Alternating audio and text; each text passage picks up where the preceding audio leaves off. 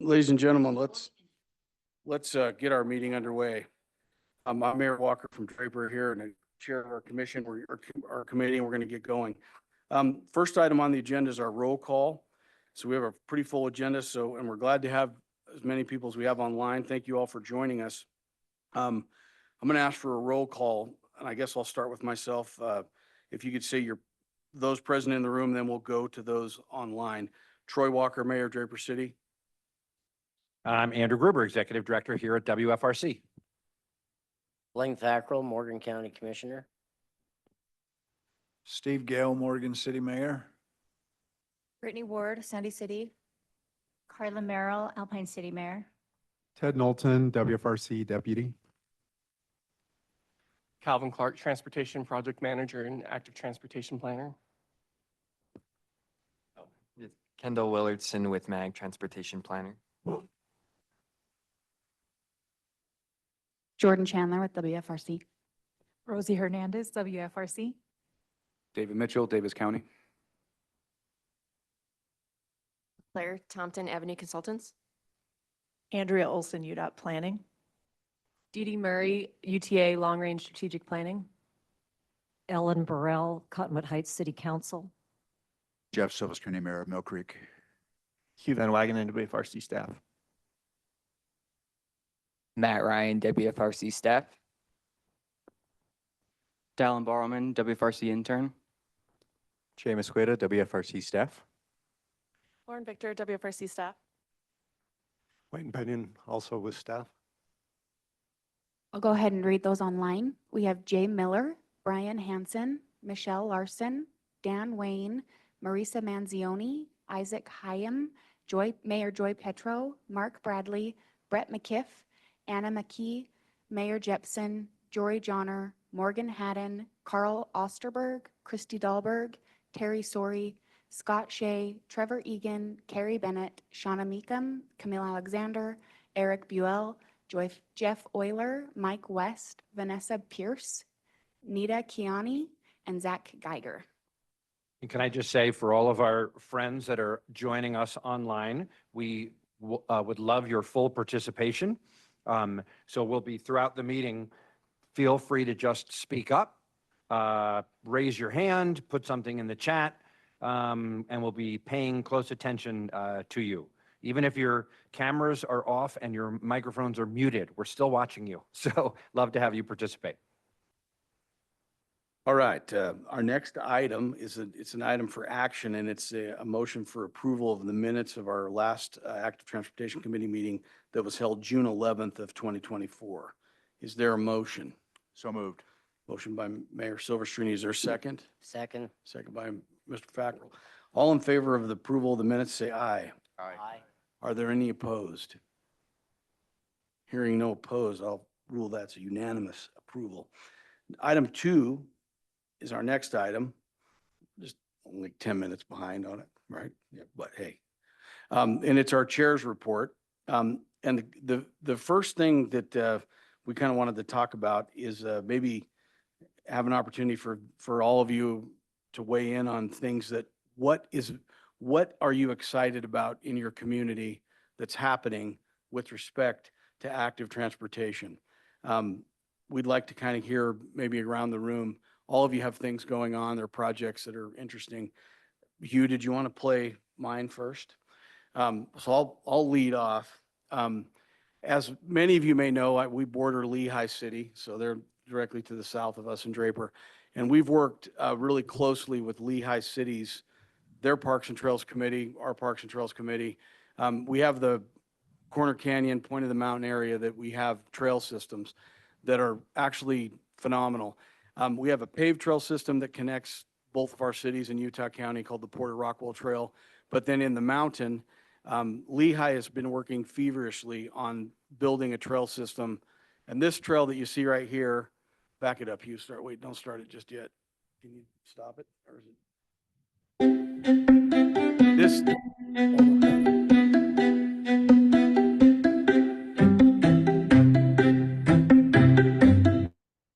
That won't work? Does it work? Keep talking. Okay. So as we've been working close together, Lehigh's built a bunch of mountain trails on their side of the mountain.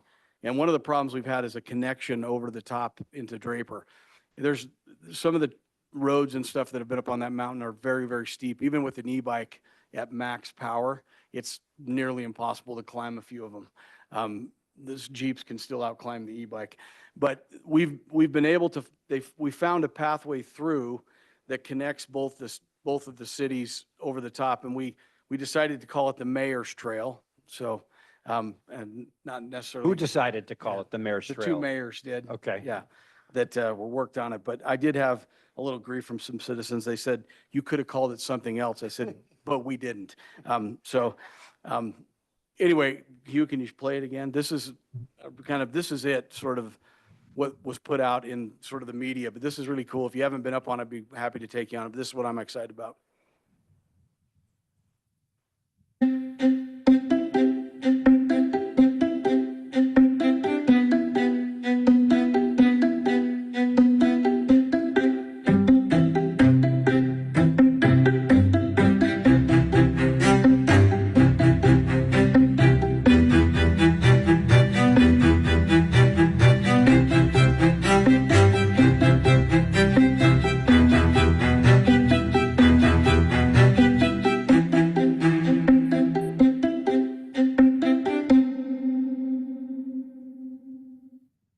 And so where it ends there is where it connects over into Draper City.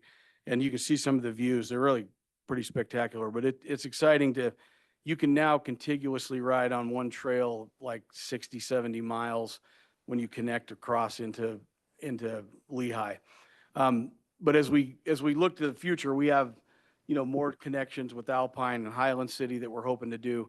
But those are some of the things that we're doing, that we've done this last year in Draper that are exciting. It's a really fun trail to ride, and it connects everybody, and it's super popular so far. So that's what's happening. That was what I was excited about for this year. Who would like to go next? Go ahead. Oh, no, I just had a question. Where does that start? And does it end, is it the Canyon Hollow Trail that it ends at, or? It starts there's a new parking lot, a new trailhead that Lehigh built up. I can't remember the name of the canyon now.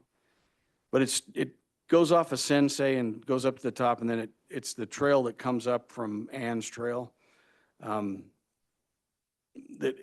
it ties into a different part from that. You got to go ride it. I haven't been on it yet, so I can't tell you Let's I'm go hoping ride to it. do it this weekend. Me and Mayor Johnson are going to do it. Do it before this weekend. With your supercharged e-bikes. Yeah, one time we were riding up there and we stopped and some constituent, one of his started complaining about Lehigh City. And the guy went on for about 10 minutes. And I finally said, this is your mayor, right? He was very mad at me. But anyway, who'd like to go next on Mayor, go ahead. So I don't want to steal Blair's thunder here because we're going to talk about this on agenda item number 6. But as Mayor of Mill Creek, I learned early on through this organization and others the value actually of collaboration with other communities. And as a first step to this, we collaborated with a number of other communities in the central Salt Lake Valley, Cottonwood Heights, Murray, Taylorsville, Mill Creek, Holiday, to do an active transportation plan for this whole area. And kind of out of that process came this idea. I think it's been around for a while, but we're actually able to talk about it as the communities that actually touch 39th South. 3900 South and the Salt Lake Valley is one of the few east-west routes, at least especially in the central northern part of the valley, that doesn't have the complication of an interchange at I-15. There's a bridge over the rail yard and over the freeway, so it makes it a perfect east-west active transportation route. So we've been talking in collaboration. The cities that touch this are West Valley and Taylorsville, South Salt Lake, Mill Creek, and Holiday. And we kind of put our heads together about active transportation route, protected bike lane on that route to make it easier for people to ride on. And we're fortunate enough that Governor Cox and the legislature appropriated that $40 million for trails in Utah. We got a big chunk of that in our application to get this project underway. So I'm super excited about the future of transportation on that route, and the fact that we're going to soon have shovels in the ground on it to start the really kind of the first segment of it. And hopefully that'll be seed money or whatever to finish it. But it's an exciting project in an urban area that can really use this kind of means of conveyance on an east-west basis. So, Mayor, can I just quickly jump in to follow on Mayor Silvestrini? As a Mill Creek resident, amen. I'm really excited about that too. And as somebody who thinks more broadly about the whole region, I'm glad you mentioned the funding that's coming from the state, that dedicated $45 million every year. Andrea, do I have that right? $45 million every year. Super exciting. It's going to help a lot of us. I have one actually. So we had a trail that is on the northern side of Alpine, and it goes through, a lot of people don't know, but Lehigh owns a parcel property north of Alpine. I know. And we had a private property owner who lives in Utah County cut off that access to the trail that's been there for many years, but not quite 10 years. So, and that trail's been closed for like a year and a half. And working with Lehigh City, we were able to get access to reroute the trail around this private property owner. So we were able to work with an HOA to go through their private space and then connect with Lehigh again. And I honestly think it's one of the prettiest parts of the trail systems that we have access again. So really happy about it. It took a long time. It was, a year and a half in the process. And I'm sure you guys all know, just none of these things happen overnight. May I ask a question about that project? Because in Cottonwood Heights, we, as an established bedroom community, often find similar challenges as we try to advance both walkability in all its forms to include cycling. Did you work with the HOA? Did you go directly to the board? I'd love to know, how did you accomplish getting the HOA board to support I'm assuming an easement through their complex? Right. They're my neighbors. And so That I helped. knew them really well. So that helped, right? And then we have people on our trails committee who are very well connected also, and they help facilitate that. And then, the mayor helped on the city side. And he did make the comment, this is the prettiest part of the trail, and it was on Lehigh City property. Thank you. Well, I'll do a little bragging. Morgan City is a 3-mile square city, the only city in Morgan County, but we just finished part of our Mickelson Mile Trail along the Weber River over to the county line, and then we circled it back to Commercial Street. So as far as our little city, we have about half of it covered in trails walking along the river, and we're working on another trail to go the other side of the city, and we're also going to put a fishing pond in there along the trail. So kind of fun. It's small compared to you folks, but it's a good thing for us. I see online, Mareza from Tooele City, you want to comment? And then I know we've got Mayor Petro and Mayor Jepson and other folks from around the region are online. Sure. Tooele City is really excited. We just finished a 1-mile paved trail that connects a county trail and another city trail, and then a trail that will be built in the near future in our city will also connect into it, and another county trail on the opposite end. So we're pretty excited to have some connectivity between all of them now.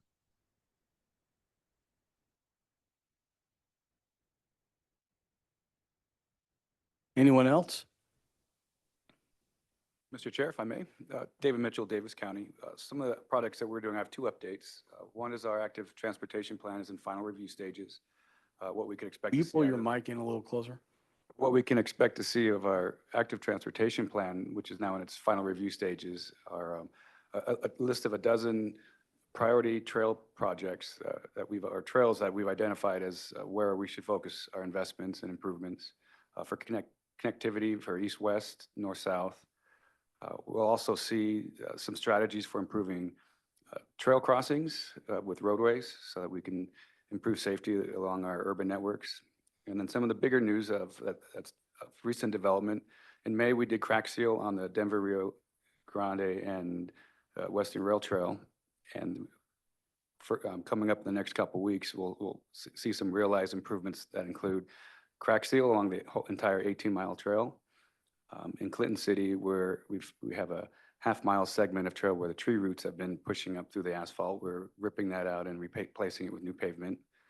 And probably some of the most exciting and unique news is the lane striping that will come after that will be glow-in-the-dark paint. It'll be the first of its kind in this area that we know of. And we hope that it'll be an interesting feat to draw more people to the trail just from general interest points, and then to provide more safety, to provide that lane separation from dusk hours all the way through past midnight from what we're told. Yeah. Anyone else? Yeah, I have a question. Well, I'm going to follow up first with what the city did. Morgan County actually put in 100 feet or 110 feet from where theirs ended to our fairgrounds.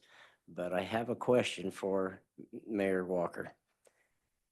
On this kind of a trail that you put that's connecting between you and Lehigh, how did you fund it? Lehigh funded their side of it, and we funded our side of it. So we split the cost of it. Okay. And Lehigh's maintaining their side, and we're maintaining our side. Okay. But they're dirt trails, and it depends on which company you hire, but we did a lot of it our own. We have a trail cutting machine that the city owns, so we'll go rough cut a lot of trail. If it's a trail that's gonna have a bunch of jumps or some of that crazy stuff, we'll hire a company that builds them to the right standard. But this trail's a flow trail, so I think they cut it with theirs, that we used our machine to cut most of it. And so did you have a professional planner plan it also? We have Or a design anyway. We have our Parks and Recs committee that is really focused on that kind of stuff. And then when our internal parks folks designed it with Lehigh. Okay, all right, thanks. Anyone else? All right, well, we'll move on to the next item. That's great. It's a lot of exciting stuff happening, and everybody getting trails in their community is amazing, and it makes it better, makes it more fun. I want to come fish in your pond when you get it done, so it'd be awesome. That takes us to item B of number 2, which is a website reorganization overview. Go ahead, Hugh. Thanks, Mayor. I'll be brief due to time. Just want to make everybody aware that on the WFRC website, under programs, we do have this active transportation tab. And if you click on that, it takes you to the page I'm on here. And there's quite a number of resources. Dallin, who introduced himself earlier, has helped us reorganize this and make sure it's up and running well with appropriate links and resources for you all. So when you get a chance, check it out. Just gives a little bit of overview about active transportation, looking at some of the programs that are available. Obviously, the regional transportation plan and projects in the plan come from the plan. And then there's key resources down at the bottom here. You click on these little plus signs when the internet's working, and they pop down with a whole list of things that are nice. But there we go. So for instance, all these things under plans, planning projects, and planning resources. So take a look when you get a chance. And hopefully it's really helpful. If there's something that seems to be missing that you'd like more information on, let us know and we can add that. But we want this to be available and a resource to you. Just giving you a heads up. Really easy to get to. Again, programs under the main website. Click on active transportation. All this stuff becomes available. Thank you. Thanks, Hugh. Next item 3 is public comment. Is there anyone from the public that would like to address the committee on something that's not on our agenda today? General public comment. I don't see any in the room. Is there any online?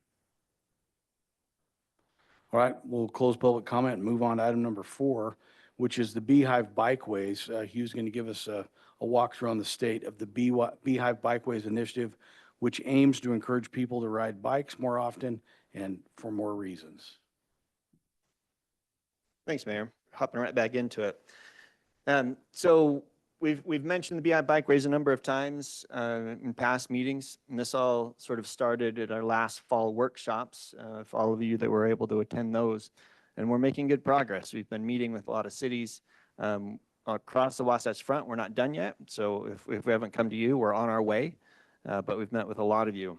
And we're trying out this little tagline that life is sweeter on the bikeways. And so you think it's true. So let me just run through this. And as the mayor mentioned, BI Bikeways Initiative is intended to enable people to travel by bike for more reasons more often. And when we talk about bikeways, what we're essentially saying is they're separated bike lanes, right? Side paths and urban trails. So any bike facility that essentially separates the user from vehicle traffic becomes more comfortable for folks. And we'll talk a little bit more about that in just a minute. So that's what you keep in mind when you think about the BI bikeways and the type of facility that Mayor Silvestrini mentioned earlier on 3900 South. We'll hear more about is a great example of that. All of the BI Bikeways Initiative is rooted in our Wasatch Choice Centers work. Hopefully everybody's familiar with Wasatch Choice Centers. If you're not, right, we're talking about the centers identified in the Wasatch Choice Vision: metropolitan centers, urban centers, city centers, and neighborhood centers. Now these differ in scale. Metropolitan centers is your major downtowns like Salt Lake City, Ogden, and they go down to a neighborhood center, which is not as intensive development, not as many units, not as much development, but the principle of being compact and walkable with a mix of uses is the same across these centers. And the whole idea of the BI bikeways is to connect these centers together. These are activity centers, these are destinations, and also origins to get from center to center in the Wasatch Choice Vision, where many of your daily needs will be found. So what does this look like on a map? This is Box Elder County, thereabouts. You can see highlighted on here, it's a little bit faint, I apologize about that, but the centers from the Wasatch Choice Vision, they're neighborhood centers and city centers here in Box Elder. And we have some existing trails in the area. I don't think this is quite up to date, but you get the idea with this the green lines on the trail. So if you add the centers and the existing trails to the BI Bikeways Initiative, what you're looking at is this network with getting people from center to center, and a lot of these offshoots from the main spine that's been planned for a long time called the Historic Orchard Pathway into these city centers. Another example, if you look at northern Davis County, again, all the city centers here in the yellow, neighborhood centers, orange are city centers, and the red are urban centers, so less to more intense. Well, they have a pretty good trail network here, as David was just talking about. And so they're pretty far along. We have some great examples of good facilities up in Davis County right now. You have the BI Bikeways Initiative. Clickety click. There we go. Right, and we're really getting into those centers, all right, and making this making these centers and everything they offer available to people to get to by bike. And why, again, why are we doing this? This microphone's killing me. All right. And we're really focused on these types of facilities and getting people there because we know from a lot of research that about half of our population, so our neighbors, our coworkers, our friends, our family, about half of them have a very low stress tolerance when it comes to riding a bicycle. And what's that mean? They don't want to have to worry about primarily traffic, the noise, the speeds, right, the conflict. And if we can create facilities and opportunities for people to travel in a lower stress environment, about half of folks are more interested in that, and it would get them on a bicycle and get them around. So we're focused on getting more people on bikes, as was mentioned earlier, for more reasons more often. So it's these types of facilities. Again, we have a lot of these already, some great examples, and we're just extending the network, getting people into centers, right, so they can do some of their daily activities on a bike in a pleasant way. The most recent Utah travel survey that has gone out, household travel survey, is telling us that about 49% of all trips taken are less than 3 miles in length, which is quite a number of trips. And so again, very bikeable if the right circumstances exist. Now, what does a 3-mile trip look like? Because some of you might hear the word 3 mile and say ride a bike. Like that's just never going to happen. Well, if you're in Draper City Hall, a 3-mile trip is about a 20-minute bike ride to go pick up a new pair of running shoes from Shields or a fishing pole or take your kids on the carousel or whatever it is if you live near Draper City Hall, right? But again, some of you might be saying 3 miles, no way. I'm still not going to do it, right? Even if you can go along the Porter Rockwell Trail most of the way to Shields. Okay, let's just do 1 mile, 7-minute bike ride, 7 minutes, 1 mile. And about 20% of all the trips taken across the 4 biggest counties along the Wasatch Front, about 20% are a mile or less. All right, and that is a 7-minute bike ride. And so even if we start to capture some of these trips that are otherwise taken in other modes, primarily single occupancy vehicles, we're going to make a huge impact in getting people around in an awesome way. And as we continue to do this, we'll start to see situations like this, right, in our areas.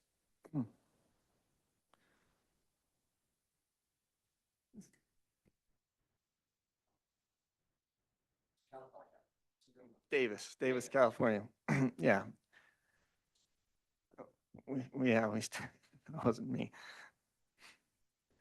So, right, people out and about, very low stress environments, and this is what brings people out and gets them to bike, and all sorts of different people out for different reasons.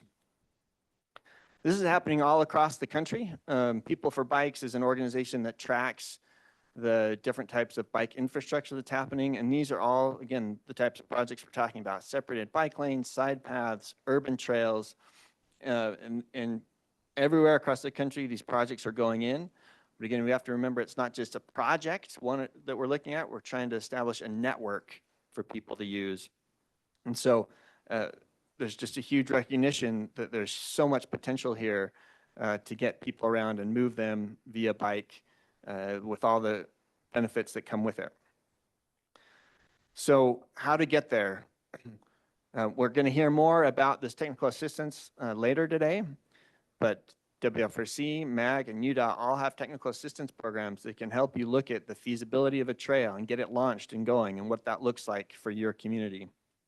There's also funding available for construction and maybe more in-depth feasibility studies through the federal programs that the MPOs run.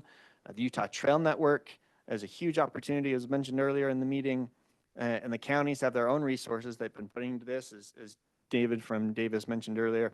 And there's also direct federal grant money through the Infrastructure Investment and Jobs Act, a lot of money out there right now. You gonna say something, Andrew? I saw you go for the mic. Okay, keep going. So next steps when it comes to the Beehive Bikeways, we still have more city meetings to do. We're refining the routes and the corridors, making sure we have those all correct, make the best ways to get into these centers. We're going to talk more about these at the Wasatch Choice workshops that we have in the fall. They're coming up here. You'll hear more about that in the coming weeks.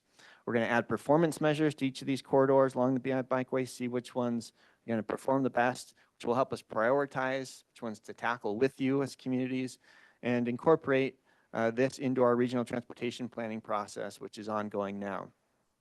So again, a question for you all is, what project is your community ready to move forward with? And if you have one, if there's something on your mind, please come talk with us. Come talk with WFRC staff, MAG staff, UDOT staff. We'd love to help you get going or take the next step in whatever that project is. And when this really all comes together, it won't just be public investment. It will be private investment that takes advantage of this atmosphere and this environment. And this building here is a private building in Northwest Arkansas. And let me just play what this is. Those are ramps up the side of the building that give you access via bike. You can walk to any level on the building. And this is what it looks like.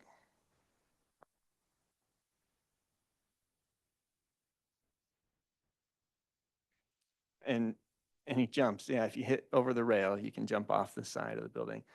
I did have some super fun music, so I forgot to turn that on, but just dance in your chair and you'll get the idea.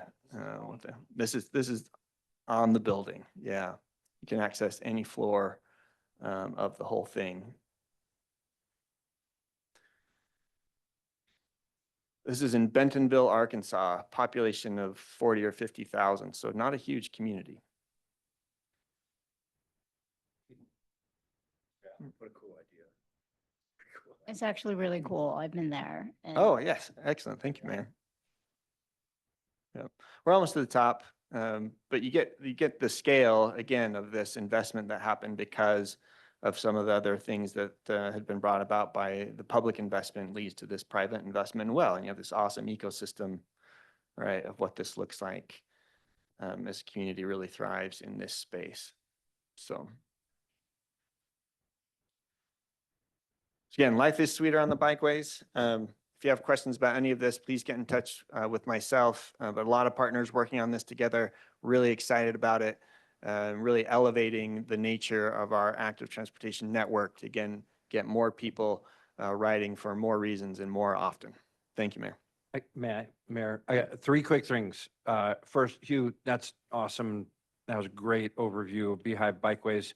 And can you just maybe, Andrea, Hugh, just remind us again, what is the relationship between what we're calling now Beehive Bikeways and then Utah Trail Network that is being funded through UDOT and through the state? How do those fit together? I'll take a stab, Andrea, if that's okay, and then fill in. Thanks. So the Utah Trail Network, obviously state-funded a UDOT program, as was mentioned, and has consistent funding to build. It's a building program primarily, right? Get projects in the queue and get those built. Utah Trail Network will not be able to build everything that we envision on the Beehive Bikeways. If you want to think of the Utah Trail Network as the freeway system and the Beehive Bikeways as part of the collector and arterial system, if you're familiar with those terms, that might resonate collectively. So major spines, Utah Trail Network, other things that get you around where you want to go, Beehive Bikeways, which will also be supplemented by highly local trails, right, and connections and ways to get around. And so one way, this might not be perfect, but one way I like to think of the Utah Trail Network is really a funding source and will be UDOT owned and maintained moving forward. And there is a planning effort going on with the Utah Trail Network and the Trails Division right now. And these will play off of each other, these two planning efforts. But primarily Utah Trail Network funding source for state owned and operated trails. Did I get that? Did I get that right? Yeah, so and just for a clarification so you would not anticipate the Utah Trail Network building anything that has been identified as or branded as the Beehive Bikeway? Like they're separate, they're a network that supports each other, but distinct? That's a good question and good clarification question. I think there will be some crossover because we've started this process a little bit earlier than the vision process that's happening for UTN. And I imagine that Stephanie and her group, as they go through their process, will come through and say, you know what, that Beehive Bikeway is a great fit for our program. And so we're going to run with it. I envision that happening at least at some level. Okay, thank you. And I know Ellen has a comment. The nice thing, I think, so we talk here in like this type of meeting about Utah Trails Network and Beehive Bikeways. And I don't think that's really meant for the average person, the general public, to think, oh, I'm now going from a Beehive Bikeway trail to the Utah Trail Network, right? In your communities, the users, they should just be able to use the system. For our planning purposes, we think about it in this way, and all of us, this is sort of stating the obvious, but all of us should be thinking about what's the actual user experience. The users shouldn't have to worry about who owns it or what it's called. They should just be able to get around. But for organizing it, local, more neighborhood is Beehive Bikeways, and state and bigger connections is Utah Trail Network. Ellen? Thank you. One of the challenges, I'll speak from a municipality point of view, again, Cottonwood Heights already has established collectors arterials. We have one state route. And one of our challenges of making helping our residents to do those 1 and 3 mile trips, which I'm delighted to hear that the new statistic is only 3 miles, because I'm constantly saying into the microphone, under 5-mile trips, 40%. So this is a new statistic, the one you brought out to me. What was the source on that? It's the Utah Household Travel Survey. Okay, so that was for Utah, because I think the statistic I was using was in the United States. But my question, one of my challenges as a legislator, working with my public works director, and with my council colleagues, is a lack of acceptance of a standard, a guideline for safe, walkable, whether it's neighborhood byways, which we're doing our first prototype neighborhood byway in Cottonwood Heights. It's less than 2 miles. It connects the easterly edge of our city to our Cottonwood Heights Rec Center and our middle school and our elementary school. And so I'm looking for standards. For instance, I believe it's Bike Utah in conjunction with Move Utah. So at a state and level with Bike Utah, there's that wonderful diagram that shows what is safe based on the speed of cars. So now I'm obviously talking about not off-street trails like we're kind of focusing on at the moment. But I need tools that I can say, this is the standard to which Cottonwood Heights should be striving. Because many of the things we do to get the people doing those 1 to 3 to 5 mile trips are all within Cottonwood Heights, maybe up into Holiday, maybe down into through Sandy. Can you speak to that and how all these programs, what is the gold standard that we're all striving for safety, let's just say for cyclists? Yeah, I'll do my best and happy if anybody else has some thoughts on this, but there are a lot of national standards out there. The National Association of City Transportation Officials, NACTO, Federal Highways does have some stuff. UDOT has their own standard drawings. And when you talk about standards, is that what you're speaking to? Is the No, engineering standards? I'm saying that I think what municipalities need, and I'd love to hear from other municipalities represented in the meeting today. Maybe you already, your councils are more mature. I always say we're an 18-year-old. We're literally a 18-year-old city, and we want to be an adult, like many of the cities that are represented in the room, but we were only incorporated 19 years ago. So I want to take my city, help lead it to the next level, which is saying, what are our standards? Like right now, we're sinking a lot. As you know, we're working with WFRC to make a bikeway where Bengal Boulevard comes out onto Highland Drive. If anybody has ever cycled Highland Drive, let's say south of Van Winkle, can you just say, forget it? It feels so dangerous. And yet, our city is sinking a lot of investment into creating a little bike lane from Brighton High School over to Fort Union Boulevard. Now, I've been waving my arms for neighborhood byways because I don't see Highland Drive ever being, maybe in my lifetime, being safe for cyclists. So when you talk about collectors' arterials, et cetera, I keep thinking, what's practical? What can cities that don't have enormous tax revenues, like we're so envious of Draper and other cities that have the big money coming in, how can we move it forward with our public works department and our councils to embrace, this is what we do in Utah, or this is what we do in Salt Lake County? Not, because I know of NACTO and I have all these various things that I put in front of my council colleagues, but it would be so great if the Beehive project through WFRC and the state of Utah said, this is what we're striving for. This is how this is what is considered safe. Vehicles moving at certain speeds.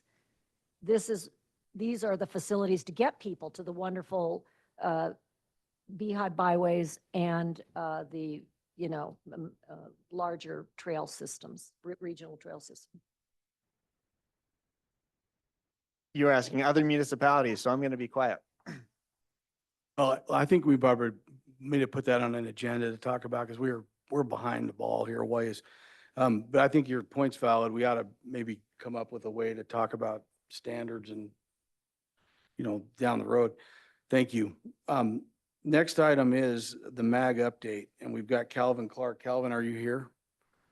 Calvin, take it away. You want me to do it from here or do you want me to go? Wherever you want.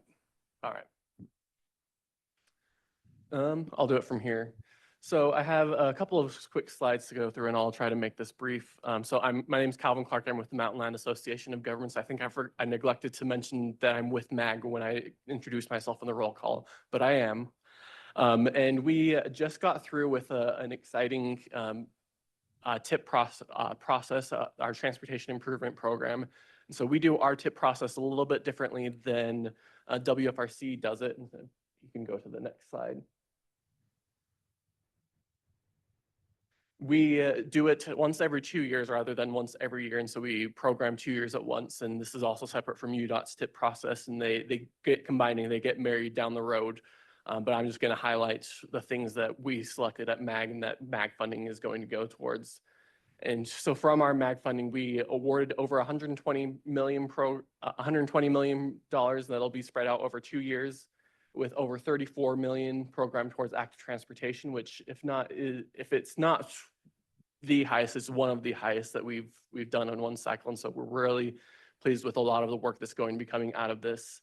And out of 14 total projects, nearly half of the funded projects were AT projects with 6 of them. And I'm just going to highlight a couple of the high level projects that have a more regional impact. And so the first one is called the Lehigh Frontrunner Trail. And so it's this green dotted line segment that's going from the Lehigh Frontrunner station, follows roughly parallel to the Frontrunner alignments down to 2100 North. And just this green section is what we're funding to be built in 2027.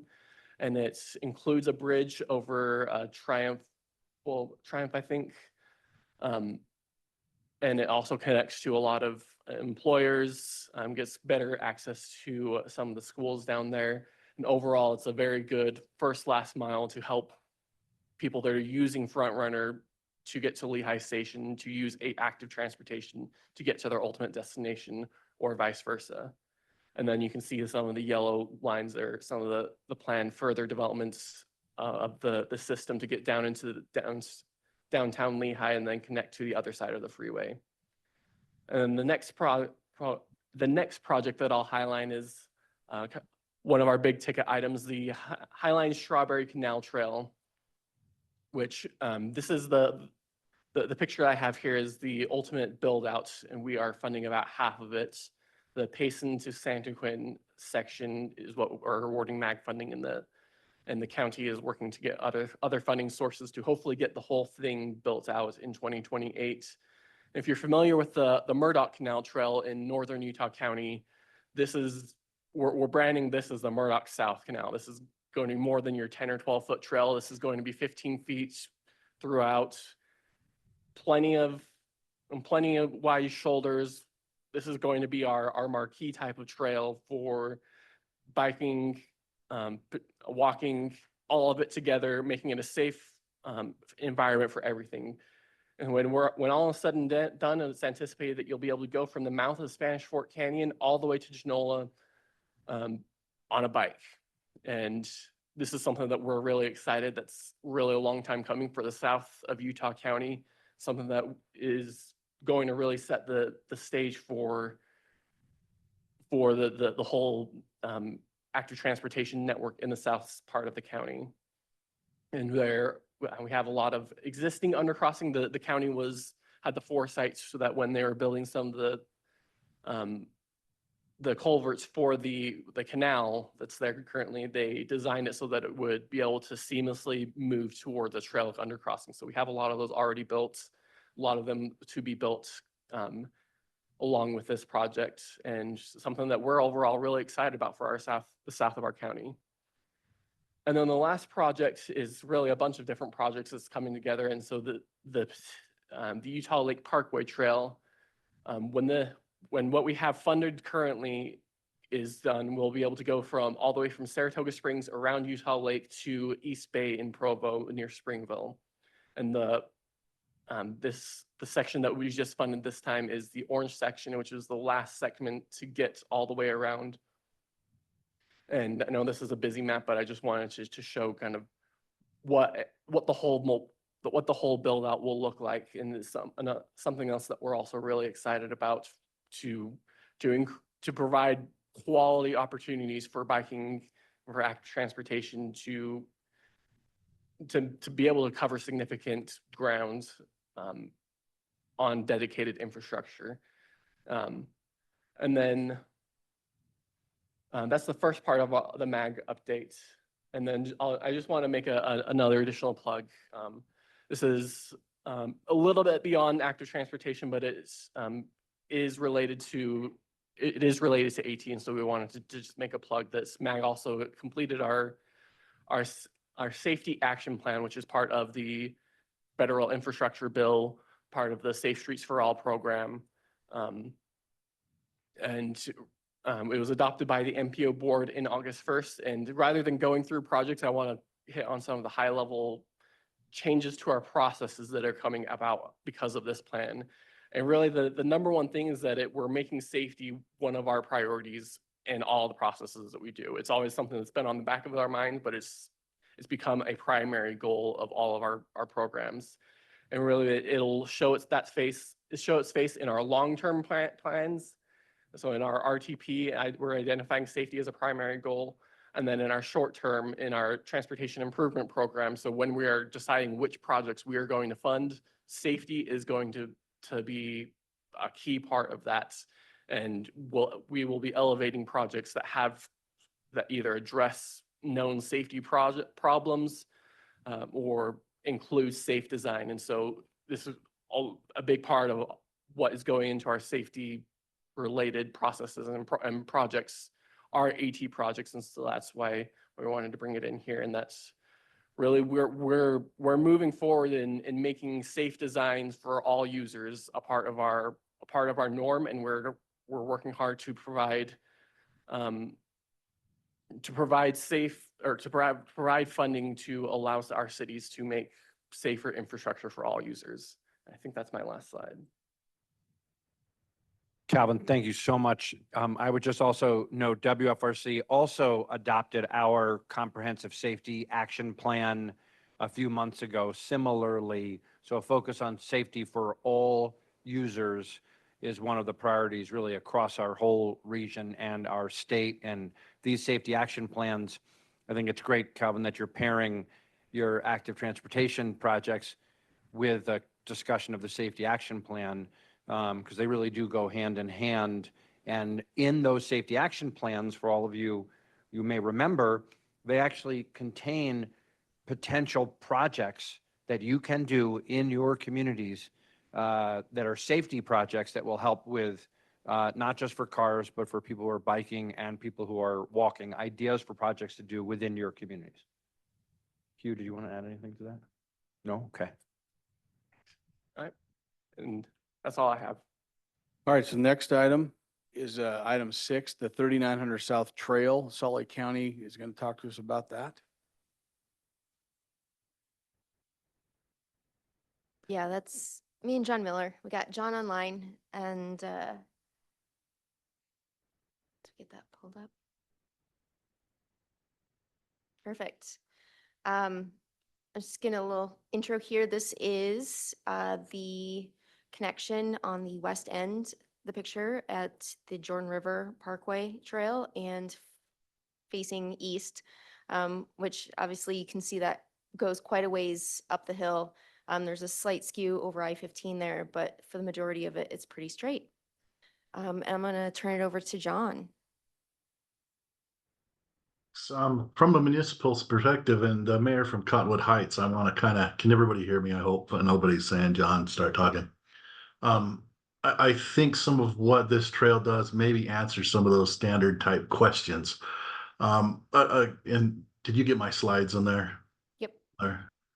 So the toughest thing is to move from the plan to the concept design to the design construction. It seems we have all these plans on the shelf and we never dust them off.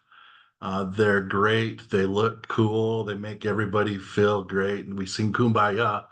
But when do we implement them? They're not implemented. We got to move forward. It's great that we have the money and the vision from our leadership now to be able to implement these. One of the things I think as well that I put there, the second thing, you got to think outside the boundary. When a constituent, I'm in Mill Creek, when a constituent wants to go to, for say, a canyon, Big and Little Cottonwood Canyon, they've got to travel through Holiday and then eventually Cottonwood Heights. They don't care where that boundary changes. They want to get to their destination. And so one great example that we did and with Cottonwood Heights and Holiday and other things, as Mayor Silvestrini alluded to at the beginning, was the Mid-Valley ATP plan, where we determined in that plan, we meaning the 6 different municipalities, where should our network be? Where's that backbone? You think back in, I have a transportation worked for the DOT the first part of my career. The valley started with State Street. Then we got the Interstate 15. That was the backbone that all these other roads and routes branched off from. Well, active transportation, though, may not be new. It's kind of in its infancy of taking off. So where is that backbone? The Mid-Valley ATP recommended 39th that we're talking about today as the primary backbone to that network. You've got to start somewhere, and why not start with the most important backbone? That's what Mill Creek's doing with this. And it ties in great with the 3rd bullet point, the 2050 vision, the Wasatch Choice. If you want to get to these networks, you got to have a backbone that takes you to them. There's different levels. You can get lost in the minutia of what level of service should this bike facility be, bike lane, multi-use path, or that. Pick your backbone, the most important, determine what it'll be, and then find a way to build it. That's the implementation perspective that I have as the Public Works Director, City Engineer for Mill Creek, is if you build it, the other routes will come, so to speak. Blair? Yeah, so just as we've kind of already talked about, it was the active transportation plan, the Mid-Valley Active Transportation Plan that had the 6 cities, Holiday, Murray, Cottonwood Heights, Taylorsville, and Midvale. That was, as we kind of jump ahead to the map, it ends up showing that 39 South was selected as the #1 project in this active transportation plan. You can see it kind of across the top.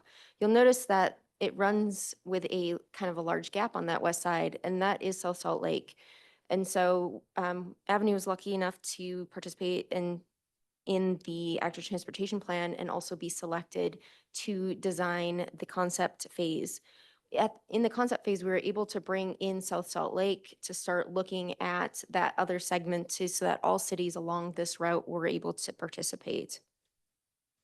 If we switch to the next one. So as we brought everybody in, this was originally just one big long route, and we needed to start breaking it up kind of into segments to see, was this $30 million bikeway something that we could build in one SWAT, or did we need to break it up? Breaking up the projects needed to make sense. We originally broke it up along city boundaries. Okay, South Salt Lake's going to have one, Mill Creek's going to have one in the middle, and then Holiday's going to have one on the end. But that doesn't really make sense if you're a cyclist, or in the fact that there was no routes on 700 East. If you get dropped off there as a person riding a bike, there's no shoulders, it's 45 miles an hour, it's 9 lanes wide. So having it break at 900 East, which has a bikeway to the north, and Mill Creek actually just finished the bikeway to the south this summer. West Temple has bikeways, and then the Jordan River and 2300 East. So now all of a sudden, we're ending at logical locations that might not necessarily make city sense, but it makes commuter sense. So as you switch to the next side, you'll see that one of our biggest obstacles in the selection of this route was because of its overpass over I-15, which you can kind of see in the distance. The other thing was its connection to tracks, and so that it provides the opportunity for you to be able to get from your house to these other transportation options. There is currently a shared use path along the north side of 39th between 300 West and going over I-15. It's kind of a narrow bikeway, and it doesn't have any other connections once you get on either side of that. So switch to the next slide. You'll see this is now facing east from a similar location. from that active transportation plan, we were able to do a concept design, which Mill Creek actually took that opportunity to implement some of that. You'll see on the south side of the pavement on the right side, they have a cycle track with a sidewalk. They took existing shoulder space and were able to implement that to be part of the project. As you see on the north side, we have a pretty big transmission corridor. So it made our option of putting this on the south side pretty obvious when we had utilities that were making it hard to put in. There's a lot more right of way in the South Salt Lake Mill Creek section here, so we were able to provide trail concept on both sides of the roadway. You see in our next typical section, you can see in the existing ground where the dotted pavement is. That's where our existing curb and gutter is. We are planning to move those curb and gutters into the inside of the road, make those travel lanes a little bit narrower. And by a little bit, you see there's still 11-foot lanes. So we're not talking 8-foot lanes or anything crazy. This is still within reason. But we're able to provide 2 12-foot shared use paths on either side. What we did is we took it from the outside where the existing sidewalk is and then brought it in. So we're trying to limit the amount of right-of-way needed to construct this. On our next slide, you'll see some of the concept work we've done. We've improved the rail crossings and we've connected into that existing shared use path that's on the north side. The roadway here is quite wide, so we're able to utilize both of that going forward. So jumping up to Holiday, we see a little bit different neighborhood, different type of typical section. We've only got 3 lanes in this area. But once again, you've got that massive transmission line corridor running along the north side of the road. So we once again took the existing sidewalk and widened into the street, which ends up taking some parking. But as you can see, there isn't a lot of on-street parking being utilized at this time. So it doesn't seem like it'll be too much of an issue with the neighborhoods. And going forward, we've got some different perspectives here. You can kind of see that once again, there's some shoulder, but it's not necessarily wide enough to be holding parking.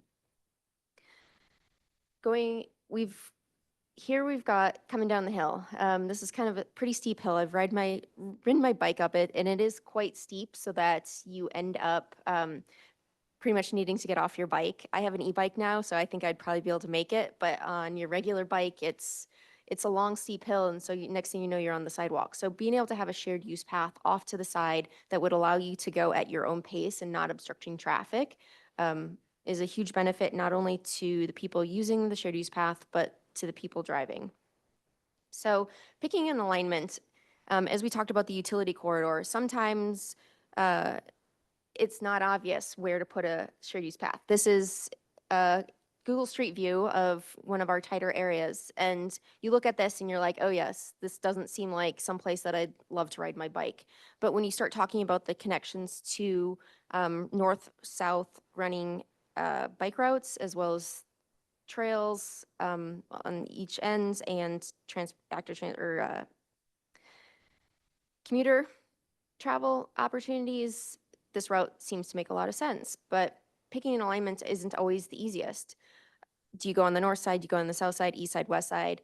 In this case, like I said, we had active transportation was going to be blocked by the power lines. So south side became very obvious, but a lot of times it's easy to look at this stuff and to count driveways, count impacts. Is there more residents living on one side that they're utilizing the parking? Are there businesses that need that parking? Like, what makes sense to be able to select which side? So that's another reason why we did a shared use path in this project. Ideally, if we were designing for cyclists, having bikeways on each side of the road going the direction of travel would be the most ideal. But with our limited amount of space, shared use path was selected. We had initially had designs that showed cycle track with a sidewalk, but going back and forth between cycle track to shared use path to cycle track seemed to be inconsistent. So to have the consistency of the bike way all the way across was the biggest benefit.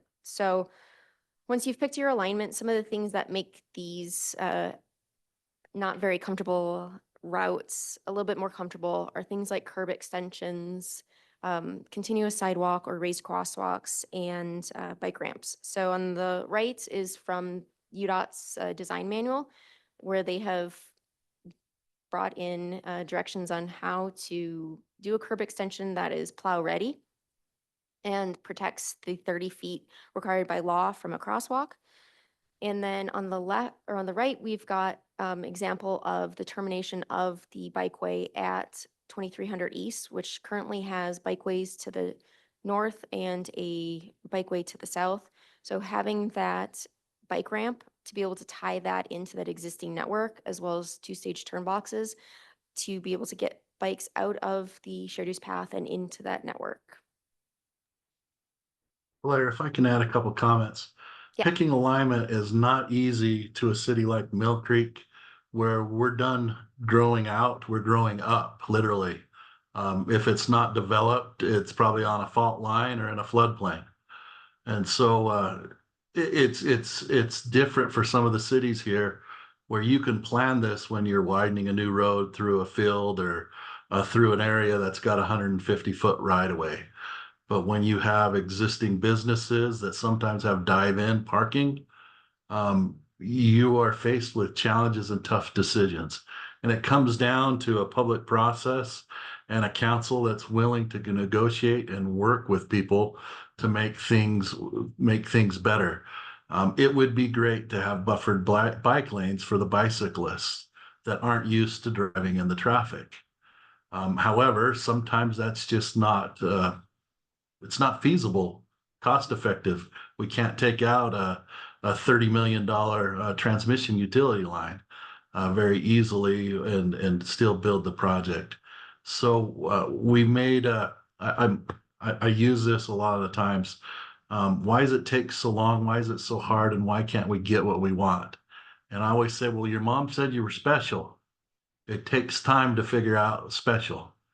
And every time you got to look at a special situation, it's going to take a little bit more time, and you got to define what it is that you're trying to do. And in this case, the multi-use path on one side and keeping a sidewalk on the other side was the decision that was least impactful to most people.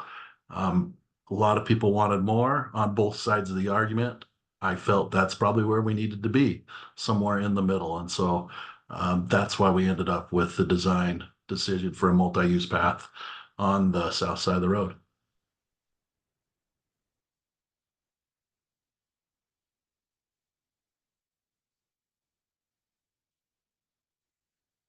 Questions?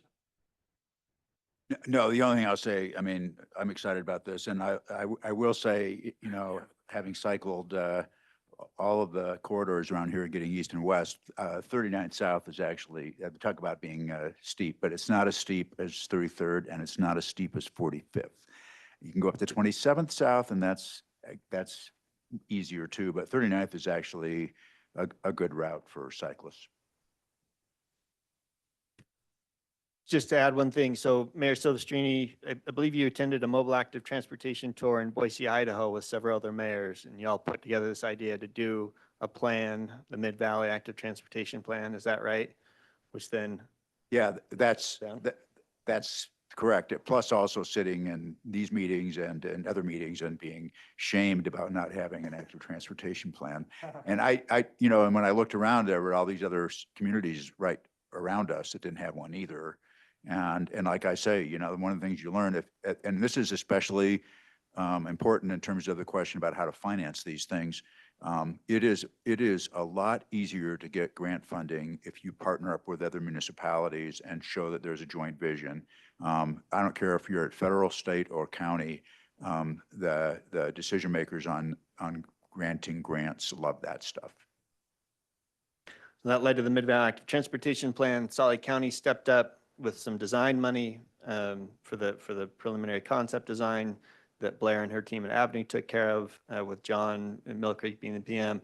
And that has led to money coming from the Utah Trail Network for at least the first section of this, right? And so. And I'll say this, we have, you know, worked the Utah Trail Network money, thank you very much. But we've also worked with our county, which has been generous. our council has appropriated money, and there were a section of this that Blair talked about where we put in the shared use path already, where we use community development block grant money, because this area on the west side of our city serves, a socioeconomic population that is, more in need of that kind of thing. And this connects them to tracks, to Jordan River Trail, and connects the neighborhood. So, and that's another reason why we're starting on at least the west side of our city, just in terms of addressing that need there first, because there are a lot of folks there that need this as a transportation corridor that don't have cars. Well, and we got to go to a number of public events. We had an open house at Mill Creek's new city hall, and plus our public survey, and pretty much everybody was positive about this. It's unusual to do a transportation project and get just almost 100% positive feedback. And so it's been pretty fun to get to work on this. It's such a transformative project that's really going to change a lot of people's lives. I know it'll change mine because it'll give me a high comfort access to Jordan River, so I can ride to work instead of going down 13th East with 40 mile an hour with no shoulders. So I'm definitely looking forward to it as a Mill Creek resident.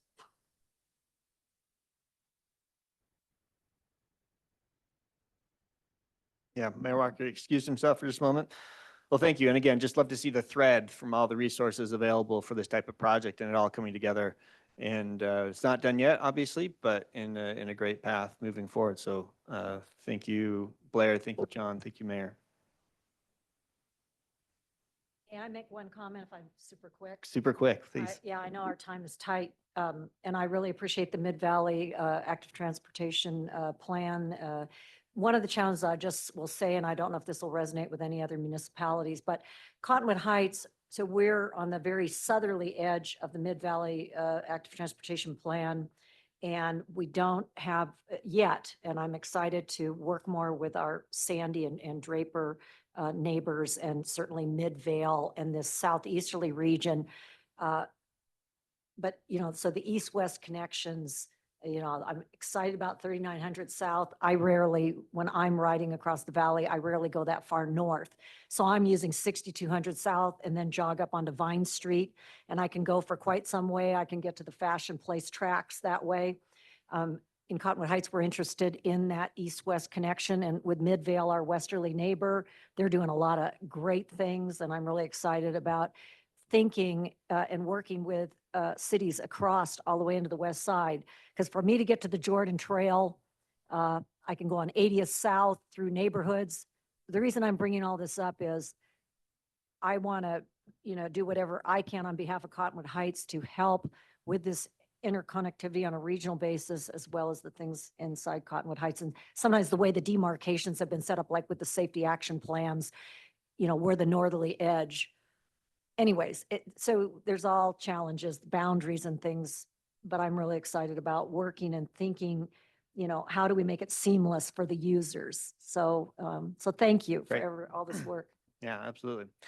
Okay, now I think it's time to hear from Wayne Benyon, and Meg, will you be doing your okay, and Megan Townsend about programming opportunities through WFRC. Before Wayne starts, I just want to ask all of our folks here, are any of you interested, hey, Mayor and Commissioner, are any of you interested in receiving funding or technical assistance for projects in your communities? Anybody?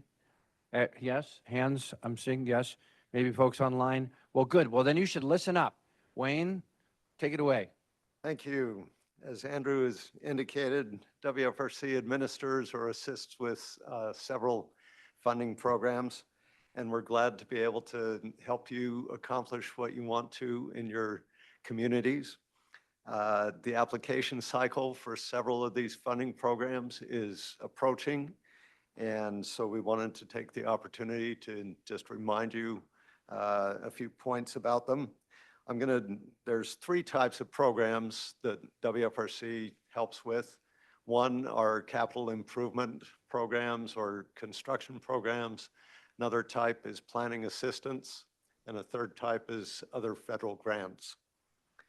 I'll talk about the capital improvement programs and then turn it over to Meg to talk about the other programs. And let's see here. Thank you. So the construction programs, there are 4 of them. Surface Transportation Program has funding available to help with roadway improvements on federal aid eligible roads, as well as public transit capital improvements, and also active transportation capital improvements. Then the next 2 programs, Congestion Mitigation, Air Quality, and Carbon Reduction Program, are both focused on air quality or projects that contribute to reducing emissions from vehicles, and active transportation projects are certainly among those. And then the last program is Transportation Alternatives Program, which focuses entirely, primarily on construction of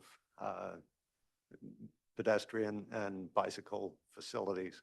And I'll just note these programs that I've just talked about are competitive programs within Salt Lake, Davis, Weber, and Southern Box Elder. UDOT administers similar programs under slightly different names, but still surface transportation program, different types of surface transportation or STP, and then also TAP or Transportation Alternatives Program. And the UDOT administered funding for Morgan and Tooele and other counties in the state, their applications are due in early January. So an announcement usually comes out sometime in October. Meg. Thank you, Wayne. So I'll run through these planning assistance programs and then our other federal grant programs. So we have 2 planning technical assistance programs these days. That's the Transportation and Land Use Connection Program. This has been around for a decade now. This is planning technical assistance. Much of what you can imagine would be eligible is the intention is to link your land use planning with transportation and regional transportation planning and implement our Wasatch Choice vision while meeting your community's goals. This is a partnership with UDOT, UTA, and Salt Lake County. And that program fits that same annual funding cycle that the programs that Wayne discussed do. Station area planning technical assistance is specifically for that station area planning as required by HB 462 from 2022. Cities with a fixed rail or BRT station need to have a station area plan in place by the end of next year. So that's coming up. We have rolling technical assistance available if that applies to any of your cities. Thanks. Besides those, we have our other federal grants, the Community Development Block Grant Program, CDBG. We administer this for small cities. So this applies in our area to Morgan, Tooele, and most of Weber County. There's a mandatory how to apply workshop in the fall for this program. It does not fit our same funding cycle, but that how to apply workshop is of course coming up. CDBG can fund moderate income communities with funds for capital investments. So sidewalk could be something eligible under CDBG in that active transportation space. The CIB funds, the Community Impact Board, that is a fund planning for, it's also for capital infrastructure projects in Morgan and Tooele. Little bit different grant loan program. Christy Dahlberg is our program lead for both of those, and the CIB cycle is just ongoing. So if you ever have questions about what Community Impact Board can fund, Christy's a great person to reach out to. The Wasatch Front Economic Development District is a US EDA sanctioned EDD, so an economic development district. It functions similar to a committee at WFRC, and the economic development work, we are able to help link you to federal economic development administration funds through the EDA. And then we also work on lots of regional economic development topics and coordination. That's also ongoing, so it doesn't have these same deadlines. Here are the deadlines. So for all of the capital infrastructure programs that Wayne discussed and for the Transportation and Land Use Connection Program, TLC, we have an upcoming letter of intent. So you'll get a programs packet here at the end of August after our council meeting. That programs packet will go through all of these details and much, much more. So take a look at that program packet. And that is the notice for letters of intent. So at that time, you can submit a letter of intent. That's a shared form for all of these programs. So if you happen to submit that letter of intent to the wrong program, we will help you get it to the right one. We all get together and sort of trade them like baseball cards. So we'll make sure that you find the right funding. That letter of intent is due at the end of September, and then applications are going to be called for. So we'll look through those letters of intent, determine eligibility, and then we'll call for applications from those that submitted letters of intent, and those are due early December. So look for that programs packet. It'll be coming to you soon. And if you're uncertain about who to contact, actually the contacts are on the next page. But if you're uncertain about who to reach out to, just reach out to any of us and we'll get you to the right program. But we'll leave this up on the screen for just a second. These are the program leads for each of these programs. So Ben is a great contact for the STP, CMAQ, TAP, CRP, those capital infrastructure programs. Contact me for planning technical assistance, Christy for CDBG and CIB, Christy Dahlberg, and Marsha White for the Economic Development District work. I'll just add to that. So there's a lot of programs and process, and we make this as easy as we possibly can for all the communities. The letter of intent that Megan Wayne described is a super low bar to start, right? We want to make it easy for you to say, hey, we have a need, we have an interest, can you help us? And there's no wrong door.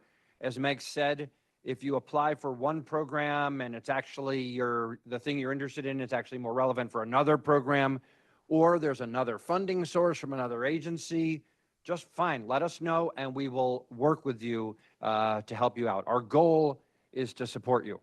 So Mayor, if you applied to us, we might say, that's a great project. Let us get you in touch with Mag and Calvin, okay? But we'd love to hear from any of you. We want to help you as much as we can.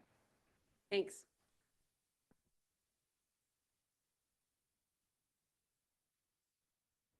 Okay, next item is other business. Is there other business?